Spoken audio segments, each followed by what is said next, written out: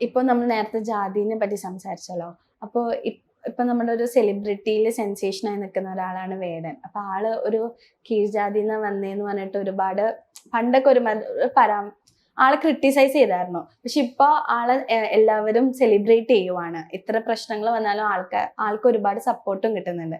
അപ്പോ ആ ഒരു മാറ്റം എന്താന്ന് തോന്നുന്നത്? വേടൻ എന്ന സെലിബ്രിറ്റി ആയത്, ഇത്രയും പോപ്പുലാരിറ്റി നേടിയത് എന്തുകൊണ്ടാണ്, എങ്ങനെയായിരുന്നു? അദ്ദേഹം പാടുന്ന പാട്ടുകൾ നല്ല പാട്ടുകളാണ്. എങ്ങനെയാണ് നമ്മൾ വേടനെ കേരളത്തിലെ സാധാരണ ജനങ്ങൾ അറിഞ്ഞത്? പാട്ടിലൂടെ അല്ലല്ലോ. അങ്ങനെ പാട്ടിലൂടെ അല്ല അദ്ദേഹത്തെ അറിഞ്ഞത്.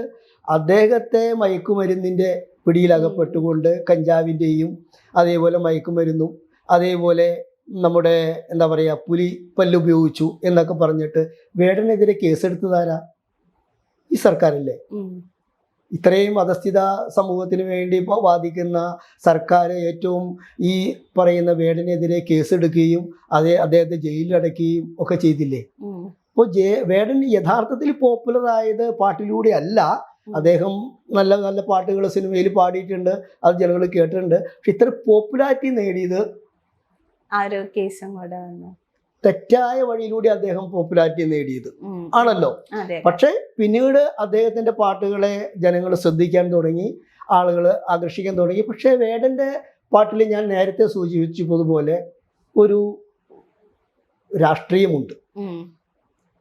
വേടന്റെ പാട്ടുകളിൽ രാഷ്ട്രീയമുണ്ട്. ആ രാഷ്ട്രീയ ചിന്താഗതി മാത്രമല്ല, അതിലൊരു ജാതീയതയും കടന്നു വരുന്നുണ്ട്.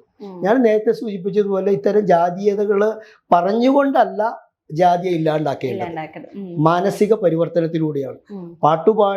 പാട്ടിലൂടെ നമ്മൾ വടക്കൻ വീരഗാഥകളെ കുറിച്ചിട്ടൊക്കെ നമ്മൾ പാട്ടിലൂടെ പാടി നടന്ന പാണൻ പാട്ടുകളിലൂടെയൊക്കെ നമ്മൾ ഹൃദ്യസ്ഥമാക്കിയിട്ടുണ്ട്, മനസ്സിലാക്കിയിട്ടുണ്ട്. പക്ഷെ ഇത് ഒരു രാഷ്ട്രീയ ലക്ഷ്യത്തോടു കൂടിയുള്ള ഒരു പാട്ടാണ്. വേടൻ്റെ പാട്ടുകളിലെ വരികളിൽ ജാതീയമായ തെറ്റായ ചിന്താഗതികൾ യുവാക്കളിലേക്ക് വളർത്തുന്ന സംഗതികൾ ഒരുപാട് ഇൻഫ്ലുവൻസ് ഉണ്ടാക്കിയിട്ടുണ്ട്. അതുകൊണ്ടാണല്ലോ അദ്ദേഹം തന്നെയല്ലേ പറഞ്ഞത്. അദ്ദേഹം എന്താ പറഞ്ഞത്? ഞാൻ മദ്യപിക്കുന്ന ആളാണ്, മയക്കുമരുന്ന് ഉപയോഗിക്കുന്ന ആളാണ്, ഞാൻ കഞ്ചാവ് ഉപയോഗിക്കുന്ന ആളാണ് എന്ന് പരസ്യമായി സംബന്ധിച്ചതല്ലേ. പക്ഷെ അദ്ദേഹത്തിന് മാനസിക പരിവർത്തനം വന്നിരിക്കുന്നു. ഞാൻ നേരത്തെ സൂചിപ്പിച്ച പോലെ മാനസിക പരിവർത്തനം അദ്ദേഹത്തിൽ സംഭവിച്ചിരിക്കുന്നു. അതുകൊണ്ട് അദ്ദേഹം അത് നിങ്ങളെല്ലാവരും ഒഴിവാക്കണം, അത് നിങ്ങളെല്ലാവരും മാറ്റണമെന്ന് ഇവിടുത്തെ യുവാക്കളോട് ആവശ്യപ്പെട്ടു. അത് നല്ല കാര്യം. പക്ഷെ ഇപ്പോഴത്തെ യുവാക്കൾക്കാണെങ്കിലും കൂടുതലും ഇത്തരത്തിലുള്ള ബാഡ് ഇൻഫ്ലുവൻസിനെയാണ് അവര് വേർഷിപ്പ് ചെയ്യുന്നത്. ലൈക്ക് പക്ഷെ നല്ലത് പറഞ്ഞു കൊടുത്താൽ അവർക്ക് അക്സെപ്റ്റ് ചെയ്യാൻ ബുദ്ധിമുട്ടാണ്. ഇങ്ങനത്തെ കാര്യങ്ങളാണ് പെട്ടെന്ന് അട്രാക്ട് ചെയ്യുന്നതെന്ന് തോന്നുന്നുണ്ടോ? അങ്ങനെയാണ് ഈ സമൂഹം അങ്ങനെയായി മാറിയിരിക്കുന്നു. കുടുംബ ബന്ധങ്ങളെ തകർന്നുകൊണ്ട്, കുടുംബ ബന്ധങ്ങൾക്ക് യാതൊരു വിലയും കൽപ്പിക്കാത്ത ഒരു സമൂഹമായി ഇവിടുത്തെ ന്യൂ ജനറേഷൻ വളർന്നിരിക്കുന്നു എന്നാണ്. ഉദാഹരണം പറഞ്ഞാൽ, നമ്മളിപ്പോൾ ഒരു അപകടം സംഭവിച്ചു എന്നിരിക്കുക റോഡിൽ. പണ്ട് കാലത്തൊക്കെ ഒരു അപകടം സംഭവിച്ചാൽ എത്രയും വേഗം നമ്മൾ ആ അപകടം സംഭവിച്ച ആളെ ഉടനെ ആശുപത്രിയിൽ എത്തിക്കുക, അദ്ദേഹത്തിന് പ്രാഥമിക ശുശ്രൂഷ നൽകുക, എത്രയും വേഗം അദ്ദേഹത്തെ കെയർ ചെയ്യുക എന്നുള്ളതാണ് ചിന്തിക്കുക. ഇന്നതാണോ നമ്മൾ സമൂഹത്തിൽ കാണുന്നത്? എത്രമാത്രം വീഡിയോ എടുക്കാം, എത്രമാത്രം ഇതിനെടുക്കാമെന്ന് വെച്ചാൽ എത്രമാത്രം ലൈക്ക് ഉണ്ടാക്കാം എന്നുള്ള നിലയിലാണ് ഇന്നത്തെ യുവാക്കൾ. അവരുടെ കയ്യിലുള്ള മൊബൈൽ ഫോൺ ഉപയോഗിച്ച് ആ അപകടത്തെ സംബന്ധിച്ച് അദ്ദേഹം ചോര ഒലിച്ച് കിടക്കുന്നതും അദ്ദേഹം അപകടത്തിൽ പെടുന്നതും ഒക്കെ ചിത്രീകരിക്കുന്ന ഒരു രംഗമാണ്.